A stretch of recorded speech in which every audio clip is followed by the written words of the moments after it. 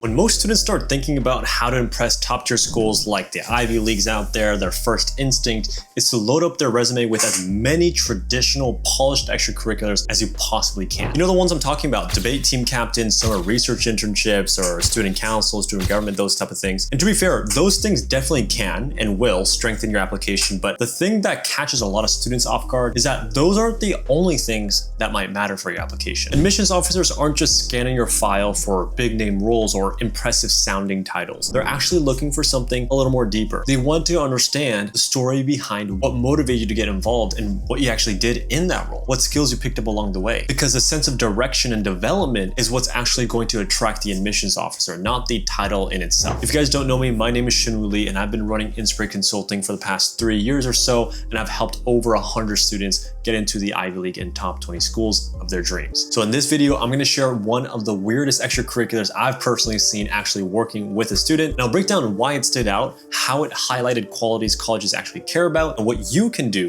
to take it to improve your own activities. So stick with me until the end, because I'll also reveal the one big mistake that makes even unique extracurriculars fall flat when it comes time to apply for your colleges. So let's get into it.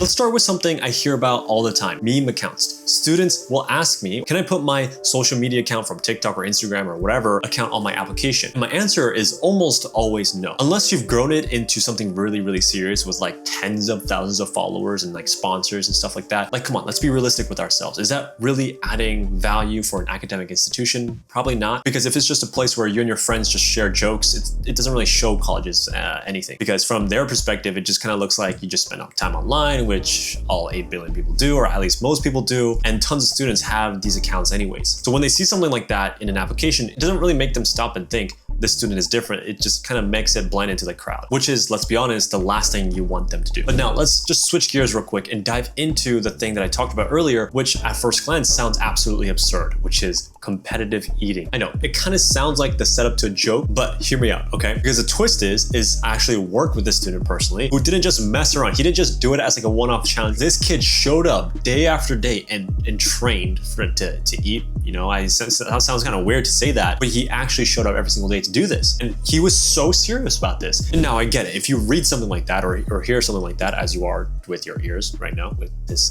video, like a competitive eater or won a hot dog eating contest on a college application, your first instinct might be to just chuckle and just move on, or just be like, man, this guy's a big bag. But on paper, it doesn't exactly scream Harvard material. But in my opinion, and this is key, admissions officers aren't really looking at the activity itself. Of course, it's a factor. Of course, it's a very important factor, but it's not the only thing that they're looking at. Because when we unpacked what this student's experience actually involved, it turned out to be much more compelling than just a surface level activity. Think about the level of discipline it takes to prepare for something like this. I don't even know how you would in the first place, but the physical and mental grit to keep going even when your body's like telling you to quit. And we made sure he didn't just say, hey, I had a bunch of food on his application, because he told a story about growth and how other people might have just judged him for it, and his drive and just pushing past his limits, to be honest with you. And then once he solidified these qualities, he then ties those same qualities back into other parts of his life, right? Like his schoolwork, his athletics, even like his leadership in clubs that he's a part of. So suddenly, what previously looked like something ridiculous now becomes this unique lens through which you could see his determination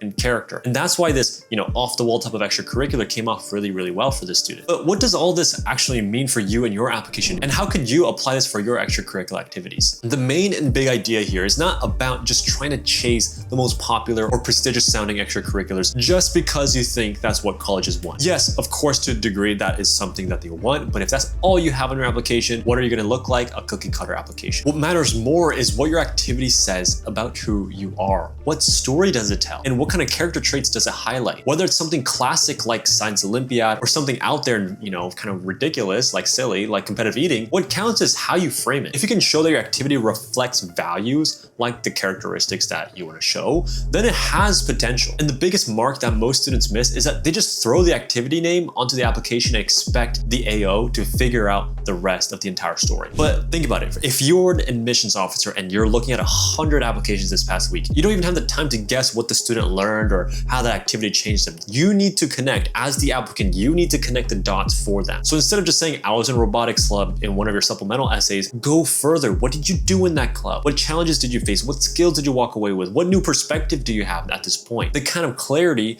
is what turns very broad and generic bullet point stuff into something that is very personal to you, a story that is personal to you. Because the truth is that even the flashiest sounding activities can actually fall flat without context, without proper context. But a well-explained, thoughtful experience, even a strange one like I talked about today, can make your application stand out in a really, really good way. So take a second to wrap everything up. We kick things off by breaking down the why certain activities like running a meme account don't really move the needle when it comes to college applications, but not because they're inherently bad, because they often just don't give them anything really meaningful to grab onto. Then we looked at the pretty outrageous competitive eating example, and as you know, at first it might kind of sound ridiculous, but once you unpack it, especially what's behind it, the discipline and the strategy behind it really reveals all the amazing traits about this character or the student that the colleges would actually care about. So if you're sitting on an unusual extracurricular, something a little out of the box, please just don't shy away from it right away. Own it. Reflect on what you learned from it and how it pushed you to grow, because that's what makes your own story different. That's what helps you stand out in a sea of students who all look the same on paper. And hey, if you're feeling unsure about whether your applications or extracurriculars are telling the right story, don't worry. You can sign up for our free 6-day email series where I break down the core concepts of applications at work. You could also join our Launchpad program where my team and I build a plan for you in terms of the extracurriculars and course plan, as well as your essays, depending on what grade you're in, within just 7 days. And lastly, you could book a call with me just to see if it's a good fit to work with us one-on-one throughout the entire process with my team of counselors. But if you found this breakdown helpful, really check out the previous video right here, because once you understand how they evaluate applications behind the scenes within the doors, it changes everything. Just give it a watch next. It's going to be really helpful. Just trust me. And of course, if this video brought you some sort of value, go ahead, drop a like, comment, subscribe, all that good stuff, and I'll see you in the next one.